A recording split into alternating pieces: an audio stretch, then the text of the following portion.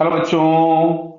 यहाँ लिखा है body sliding on smooth incline plane requires 4 second to reach the bottom starting from rest. Clear है? तो चलिए यहाँ पे सबसे पहले हम लोग चेक कर लेते हैं कि मान लो कोई भी ये इंक्लाइन प्लेन स्मूथ है।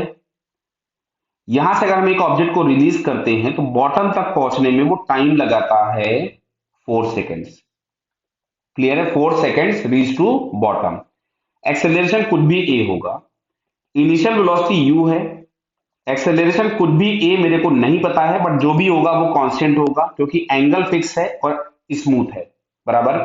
रफ भी होता बट चल रहा होता तो भी एक्सेलरेशन कांस्टेंट होता। क्लियर? अब चलिए बॉटम तक पहुंचने में इसने टाइम लगाया टी। मैं डिस्प्लेसमेंट को कुछ भी एक्स मान लेता हूं। तो एक्स बराबर यू टी और यू बराबर आपके पास दिया था 0, तो you T plus half A into T का स्क्वायर और टी बराबर दिया था 4 सेकेंड। कितना दिया है?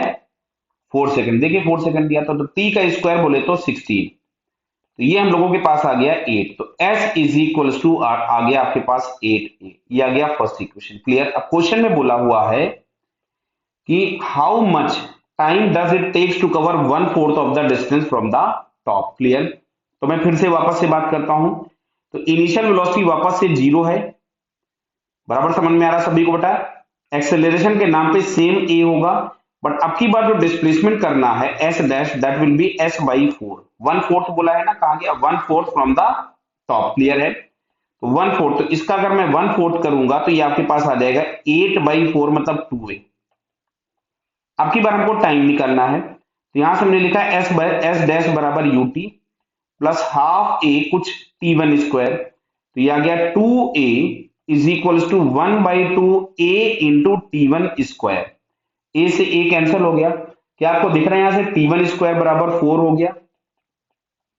दैट मीन्स यहां से टी1 बराबर अपने को मिलेगा 2 सेकेंड। कितना आएगा? 2 सेकेंड। तो अब की बार उसको 1/4 डिस्प्लेसमेंट करने के लिए जो टाइम लगना है वो 2 सेकेंड लगना है। तो यहाँ पे 2 सेकेंड हमको सेकेंड वाले ऑप्शन में दिया है, तो second answer is correct. Okay बेटा, ऑल द बेस्ट।